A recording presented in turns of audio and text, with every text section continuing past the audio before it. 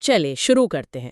ہمارے پاس قدیم یونانی فلسفے پر کچھ لیکچر نوٹس ہیں، یعنی مغربی سوچ کی بالکل شروعات۔ جی یہ وہ لوگ تھے جو سب سے پہلے آسمان کی طرف دیکھ کر یہ نہیں پوچھ رہے تھے کہ کون سا دیوتا کیا کر رہا ہے، بالکل، بلکہ یہ پوچھ رہے تھے کہ یہ سب کچھ آخر ہے کیا اور کام کیسے کرتا ہے۔ آج ہم اسی سفر پر نکلیں گے، یہ جاننے کی کوشش کریں گے کہ یہ سب کہاں سے شروع ہوا اور وہ پہلے بڑے سوالات کیا تھے۔ بالکل۔ آج ہم بات کریں گے سقراط سے پہلے کے مفکرین کی، یعنی پری سقراٹکس کی۔ اچھا، یہ وہ لوگ تھے جنہوں نے کائنات کو ایک معمہ سمجھا جسے عقل سے حل کیا جا سکتا تھا۔ انہوں نے دو بڑے راستے اپنائے، ایک تھا طبعی کائنات کی نوعیت کو سمجھنا، اور دوسرا تھا کہ اس سمجھ کی بنیاد پر ایک بہتر اخلاقی زندگی کیسے گزاری جائے۔ آج ہم پہلی شاخ پر غور کریں گے۔ ٹھیک ہے، تو آئیے اس کا جائزہ لیتے ہیں۔ سب سے پہلا اور بنیادی سوال جو انہوں نے اٹھایا وہ حقیقت کی نوعیت کے بارے میں تھا۔ جی، کیا یہ ساری کائنات، یہ ستارے، یہ پہاڑ، کیا یہ سب ایک ہی بنیادی چیز سے بنے ہیں یا بہت سی مختلف چیزوں سے؟ یعنی مونزم بمقابلہ پلورالزم۔ بالکل۔ اور یہ سوال بھی آگے جا کر مزید گہرا ہو جاتا ہے۔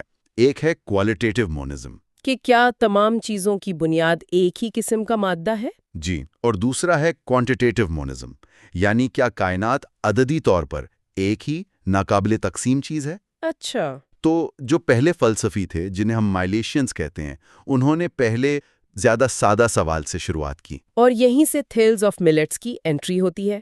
وہ کہتا ہے کہ ہر چیز پانی ہے، جو آج سننے میں شاید تھوڑا بچکانا لگے۔ ہاں، لیکن ہمیں یہ سمجھنا ہوگا کہ اس سے پہلے کیا تھا۔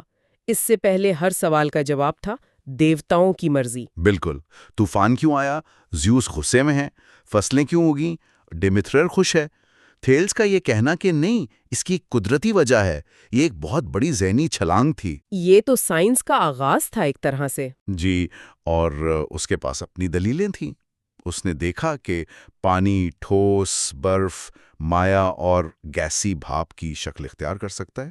اور ہر جاندار کو زندہ رہنے کے لیے پانی کی ضرورت ہے۔ بالکل، تو یہ ایک بہت منطقی پہلی کوشش تھی۔ لیکن ظاہر ہے بات یہیں ختم نہیں ہوئی۔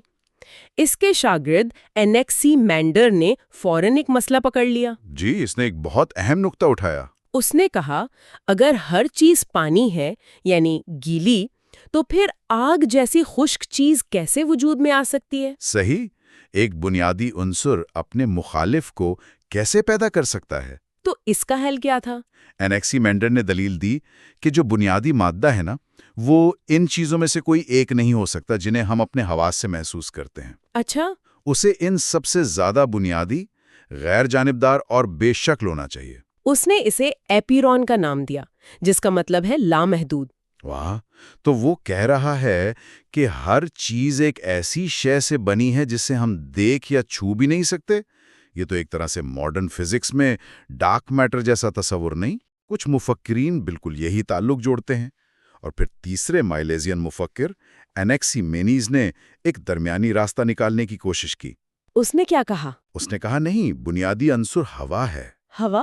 کیوں؟ کیونکہ ہوا پھیل کر آگ یعنی گرم بن سکتی ہے اور سکڑ کر بادل، پھر پانی، پھر مٹی اور پتھر یعنی ٹھوس بن سکتی ہے۔ تو اس نے ایک ہی عنصر سے تمام خصوصیات کی وضاحت کرنے کی کوشش کی۔ ٹھیک ہے، تو مائلیزینز اس سوال پر اٹک گئے تھے کہ کائنات کس چیز سے بنی ہے، لیکن جلد ہی کچھ مفکرین نے محسوس کیا کہ یہ ادھورا سوال ہے۔ جی، صرف یہ جاننا کافی نہیں کہ اینٹیں کس چیز کی ہیں، یہ بھی جاننا ضروری ہے کہ عمارت کا نقشہ کیا ہے، اور کیا وہ نقشہ کبھی بدلتا ہے؟ کیا خوبصورت طریقے سے آپ نے اس کو بیان کیا ہے۔ یہیں سے ہیراکلائٹس اور فیتھاگورس گفتگو میں داخل ہوتے ہیں، اور انہوں نے کائنات کے دو پہلوؤں کو دیکھا، ایک طرف مسلسل تبدیلی، اور دوسری طرف اس تبدیلی کے پیچھے ایک ناقابل یقین ترتیب اور ہم آہنگی۔ اور دونوں نے اسے بالکل مختلف زاویوں سے دیکھا ہے نا؟ بالکل، ہیراکلائٹس نے کہا کہ کائنات کی بنیادی حقیقت تبدیلی ہے۔ اس نے اس کی مثال آگ سے دی۔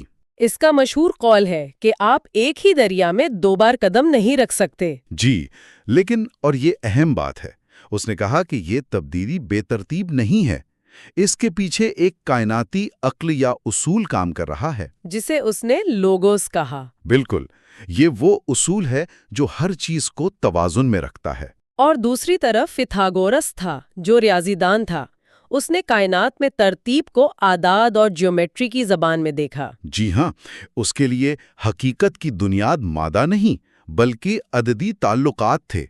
کائنات ایک عظیم موسیقی کی طرح تھی جس کی ہم آہنگی ریاضی کے اصولوں پر مبنی تھی۔ دلچسپ بات یہ ہے کہ دونوں اپنی اپنی مابعدل طبیعت سے ایک ہی اخلاقی نتیجے پر پہنچے۔ جی، اور یہ ایک بہت اہم نکتہ ہے۔ انہوں نے کہا کہ اگر کائنات عقلی طور پر منظم ہے تو ایک اچھی زندگی گزارنے کا طریقہ یہ ہے کہ ہم بھی اپنی زندگیوں کو عقل اور ترتیب کے مطابق ڈھالیں۔ یہ پہلی بار تھا کہ کائنات کی ساخت کو انسانی اخلاقیات سے براہ راست جوڑا گیا۔ جی، تو ابھی تک سب ٹھیک چل رہا تھا، فلسفی بحث کر رہے تھے، نظریات تیار ہو رہے تھے، لیکن پھر ایک گروہ آیا جس نے پوری بساط ہی الٹ دی۔ ایلیاٹکس۔ ہاں، اور ان کا رہنما پارمینیڈیز۔ انہوں نے مونزم کے نظریے کو ایک ایسی انتہا پر پہنچا دیا جس کا کسی نے سوچا بھی نہیں تھا۔ انہوں نے ایبسولوٹ مونزم یعنی مطلق وحدت پسندی کا نظریہ پیش کیا۔ یعنی نہ صرف ہر چیز ایک ہی قسم کے مادے سے بنی ہے، بلکہ ہر چیز عددی طور پر ایک ہی ہے۔ صرف ایک چیز ہے، ایک ناقابل تقسیم، غیر متغیر، ابدی کل۔ ایک منٹ، اس کا مطلب تو یہ ہوا کہ تبدیلی، حرکت اور یہ کہ ہمیں بہت سی الگ الگ چیزیں نظر آتی ہیں، یہ سب ایک وہم ہے، ہمارے ناقابل اعتبار حواس کا دھوکہ۔ یہ تو ایک طرح کا ذہنی کھیل لگ رہا ہے، حقیقت نہیں۔ کیا وہ واقعی یہ کہہ رہے تھے کہ اگر میں اٹھ کر کمرے سے باہر جاؤں تو یہ صرف ایک وہم ہے؟ یہ بہترین سوال ہے۔ بہت کم لوگوں نے اسے لفظی طور پر قبول کیا۔ اس کا اصل مقصد یہ دکھانا تھا کہ ہمارے حواس ہمیں دھوکہ دے سکتے ہیں جبکہ خالص منطق ایک بالکل مختلف نتیجے پر پہنچتی ہے۔ اور اسے ثابت کرنے کے لیے زینو نے اپنے مشہور پیراڈاکسز پیش کیے۔ جی، منطقی مغالط ہے۔ ہاں، وہ کچھوے اور دوڑنے والی کہانی۔ وہی زینو کہتا ہے کہ ایک تیز رفتار دوڑنے والا کبھی بھی ایک سست کچھوے کو نہیں پکڑ سکتا جو اس سے تھوڑا آگے شروع کرے۔ کیوں بھلا؟ کیونکہ جب تک دوڑنے والا اس فاصلے کو طے کرتا ہے جہاں کچھوا تھا، کچھوا اس دوران تھوڑا سا آگے بڑھ چکا ہوگا۔ اچھا۔ اب دوڑنے والے کو یہ نیا چھوٹا فاصلہ طے کرنا ہے۔ جب وہ یہ کرتا ہے، کچھوا پھر تھوڑا آگے بڑھ جاتا ہے اور یہ سلسلہ لامحدود طور پر چلتا رہے گا۔ لیکن حقیقت میں تو وہ پکڑ لیتا ہے، ہم سب نے دیکھا ہے۔ زینو کہے گا کہ جو آپ دیکھتی ہیں وہ رائے کا راستہ ہے، ایک وہم، جبکہ منطق سچائی کا راستہ ہے۔ تو اس نے فلسفے میں ایک بحران پیدا کر دیا کہ میں کس پر یقین کروں، اپنی آنکھوں پر یا اپنے دماغ پر؟ بالکل، اور اسی بحران نے بعد کے فلسفیوں کو مجبور کیا کہ وہ تبدیلی اور کثرت کی بہتر وضاحت کریں۔ تو ایلیاٹکس کے اس ذہنی دھماکے کے بعد دوسرے مفکروں کو جواب دینا پڑا۔ یہاں پلورلسٹس آتے ہیں، جو اس ماحول میں تازہ ہوا کے جھونکے کی طرح محسوس ہوتے ہیں۔ انہوں نے کہا، نہیں جناب، تبدیلی اور کثرت حقیقی ہیں۔ تو انہوں نے اسے کیسے سمجھایا؟ انہوں نے پارامینیڈیز کی ایک بنیادی بات مان لی کہ کوئی چیز کچھ نہیں سے پیدا نہیں ہو سکتی۔ ٹھیک ہے۔ لیکن انہوں نے کہا کہ چیزیں بنیادی عناصر کے ملنے اور جدا ہونے سے بنتی اور بدلتی ہیں۔ ایمپیڈوکلیز نے 4 کلاسیکی عناصر کو واپس لایا: مٹی، ہوا، آگ اور پانی۔ اور انہیں چلانے والی قوتیں؟ 2 کائناتی قوتیں، محبت یعنی کشش اور نفرت یعنی دفع۔ یہ انہیں آپس میں ملاتی اور جدا کرتی ہیں۔ اور انیکساگورس اس سے بھی ایک قدم آگے چلا گیا۔ اس کا نظریہ تو اور بھی عجیب ہے۔ ہاں، اس نے کہا کہ ہر چیز میں ہر دوسری چیز کے بیج موجود ہیں۔ مطلب میرے ناخن میں بھی سونے اور لکڑی کے ذرات موجود ہیں؟ اس کے نظریے کے مطابق ہاں، بس ناخن کے ذرات غالب ہیں، لیکن انیکساگورس کی سب سے اہم شراکت اس کا نوس کا تصور تھا۔ ایک کائناتی ذہن۔ جی، اس نے کہا کہ شروع میں یہ تمام بیج ایک بے ترتیب ملغوبے کی شکل میں تھے، پھر ایک لامحدود طاقتور کائناتی ذہن یعنی نوس نے حرکت شروع کی اور ان تمام بیجوں کو ایک منظم ترتیب میں لایا۔ ایک کائناتی ذہن؟ یہ تو ایک ڈیزائنر کی طرف اشارہ لگتا ہے، جیسے کوئی ذہانت کائنات کو چلا رہی ہو۔ بالکل، انیکساگورس ایک ٹیلیولوجیکل یعنی مقصدی وضاحت پیش کر رہا تھا۔ ٹیلیولوجی یعنی یہ نظریہ کہ کائنات میں واقعات ایک مقصد یا ڈیزائن کے تحت ہوتے ہیں۔ جی، اور اس کے بالکل برعکس ڈیموکریٹس نے ایک بالکل مختلف تصویر پیش کی۔ ایٹم والا یہ نظریہ تو آج کے دور کے بہت قریب لگتا ہے۔ بناتے ہیں، کیا ان کے پیچھے بھی کوئی ذہن یا قوت ہے؟ نہیں، اور یہی ڈیموکریٹس کے نظریے کا انقلابی پہلو تھا۔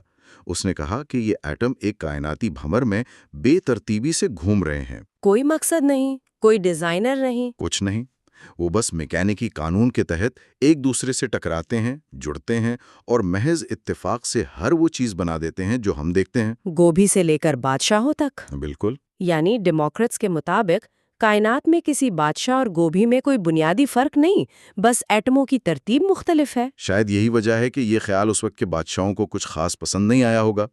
تو یہاں ہمارے پاس دو بالکل مخالف وضاحتیں ہیں۔ اینکساگورس کی مقصدی کائنات، جسے ایک ذہن نے ترتیب دیا ہے، اور ڈیموکریٹس کی میکانیکی کائنات جو اندھی بے مقصد قوتوں اور اتفاق کا نتیجہ ہے۔ ٹیلیالوجی بمقابلہ میکانزم، یہ بحث تو آج بھی چل رہی ہے۔ اور یہ پری سوکریٹک دور کی سب سے بڑی فکری وراثت ہے۔ حیرت کی بات ہے کہ 2500 سال پہلے یونان کے یہ مفکرین وہی سوال پوچھ رہے ہیں جو آج سب سے بڑے سائنسدان اور فلاسفر پوچھ رہے ہیں۔ بالکل، صرف 200 سالوں میں تقریباً 600 قبل مسیح سے 400 قبل مسیح تک ان پری سوکریٹک مفکرین نے وہ تمام بڑے سوالات قائم کر دیے جو آج بھی مغربی فلسفے کا مرکز ہیں۔ تو اگر ہم اس سب کو سمیٹیں تو انہوں نے ہمیں کیا دیا؟ انہوں نے ہمیں مابعد الطبیعات دی، حقیقت کی حتمی نوعیت کیا ہے۔ انہوں نے ہمیں علمیات دی، ہم یقینی علم کیسے حاصل کر سکتے ہیں، اپنے حواس سے یا اپنی عقل سے۔ اور انہوں نے اخلاقیات کی بنیاد رکھی۔ جی، کہ کائنات کی نوعیت کو سمجھ کر ہمیں اپنی زندگیاں کیسے گزارنی چاہیے، یہاں تک کہ جدید سائنس جو بنیادی ذرات اور کائناتی قوتوں کی تلاش میں ہے، وہ بھی ایک طرح سے انہی کے منصوبے کو آگے بڑھا رہی ہے۔ یہ ناقابل یقین ہے کہ یہ قدیم سوالات آج بھی کس طرح گونجتے ہیں۔ یہ ظاہر کرتا ہے کہ وہ صرف جوابات نہیں دے رہے تھے، وہ یہ سیکھ رہے تھے کہ کون سے سوالات پوچھنے کے لائق ہیں۔ اور سننے والوں کے لیے ایک آخری سوچ چھوڑے جاتے ہیں۔